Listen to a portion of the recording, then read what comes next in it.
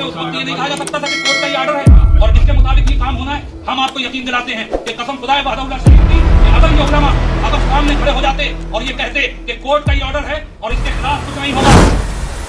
हमारे प्रशासन के विभिन्न अधिकारी संपर्क करने का प्रयास करते हैं।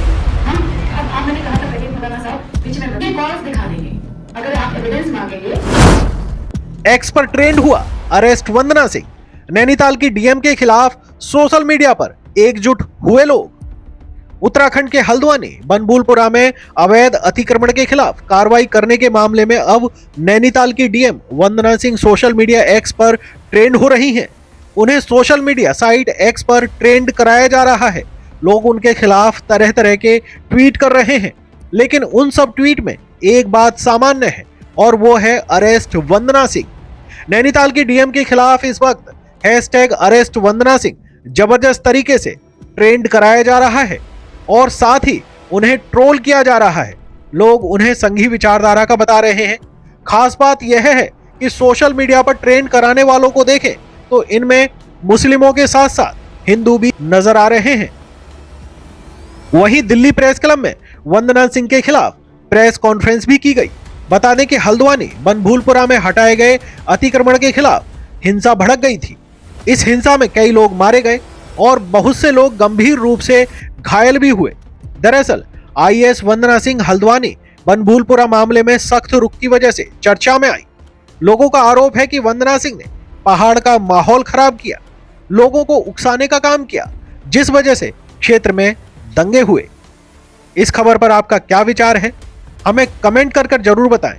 साथ ही हमारे चैनल को सब्सक्राइब करना न भूलें।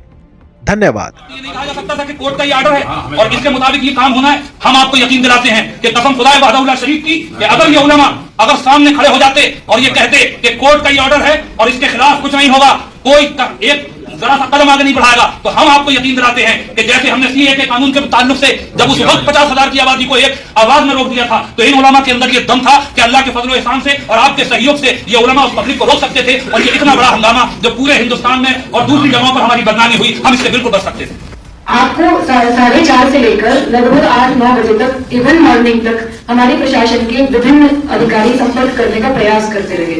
हम अब आप मैंने कहा था पहले मौलाना साहब बीच में कॉल्स दिखा देंगे अगर आप एविडेंस मांगेंगे तो आपके सभी मस्जिदों के शेख काजी हो गए, बाकी सब लोगों के सभी सम्मानित समझदार लोग हैं, मैं ये मान के चल रही हूँ। बाकी अगर इसके अगेंस्ट है तो कुछ आप प्रूव करिएगा फिर कि भाई आप समझदार नहीं, आप समझदार है, मेरा मन में वही बात है। ठीक, आपको लगता है कि उग्र प्रवृत्ति के व्यक्ति हैं या ऐसी कोई घटना आवेश में आकर कर सकते हैं। आप ये चीज 30 तारीख को जिस दिन नोटिस दिया गया था उस दिन से लगातार कम्युनिकेट कराई जा रही थी हमारे अधिकारियों की, आप लोगों के मध्य बहुत सारे प्रतिनिधियों से हुई वार्ता की रिकॉर्डिंग्स हैं।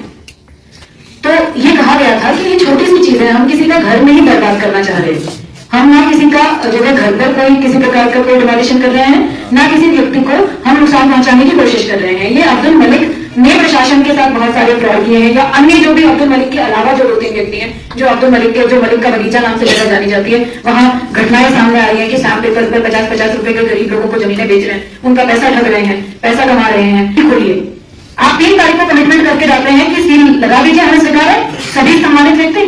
7 तारीख को लिखित प्रार्थना पत्र आता है स्थानीय महिलाओं के माध्यम से कि सील खोलिए मदरसे की, क्योंकि हमारे बच्चे पढ़ते हैं। उनका मैसेज मुझे आया, मैंने इनको कहा कि आप ये वेरीफाई कराइए कि मैं व्यक्ति के लिए नहीं बोल रही हूँ, लेकिन एज अ होल कम्युनल नहीं है। कह दिया था कि इसमें किसी धर्म संप्रदाय को आप जो मुझे कह रहे हैं ना फलाना टीवी चैनल को करिए, धमकाना को करिए। ये 8 तारीख की सुबह को सारे प्रेस को मैंने अपने मुंह से बता दिया था कि कम्युनल नहीं है, खुद कहा था ये बात। तो आप मुझे क्या बताएंगे कि मैसेज दे? मैंने कह दिया था कि कम्युनल नहीं है, ये प्रशासन की टीम के ऊपर कुछ अराजक तत्वों ने हमला किया, ये बात मैंने कही सबसे पहले। तो आप क्या बता रहे हो मुझे कि आप मैसेज दीजिए चैनलों को?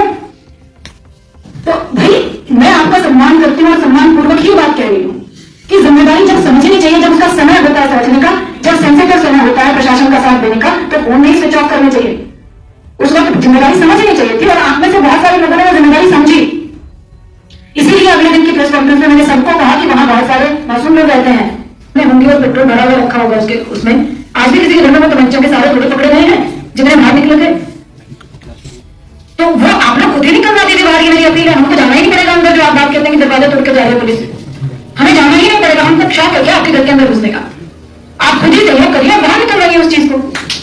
जो स्टेक होल्डर्स हैं हल्द्वानी शहर के, जिनमें अलग अलग पक्षों के, अलग अलग धर्मों के, संप्रदायों के लोग हैं, मुस्लिम, हिंदू, अलग अलग व्यापार मंडल है और पत्रकार हैं, विभिन्न हितधारक व्यक्ति हैं, उनके साथ एक बैठक करी है और सभी से सहयोग की अपील करी है, क्योंकि आगे धीरे धीरे रेस्ट्रिक्शंस में ढील दी जाएगी। तो हमारी ये सबसे अपील है कि शांति व्यवस्था बनी रहे, आगे भी किसी प्रकार की कोई घटना आगे हल्द्वानी में ना हो, इसीलिए सभी पक्षों के साथ आज ही बैठक रखी गई।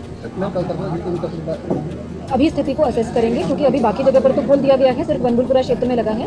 और पहले अश्योर करेंगे अपने आप को कि आगे कोई इस तरह की ऐसी चीज़ नहीं होगी, फिर धीरे धीरे चरणबद्ध रूप में खोलेंगे।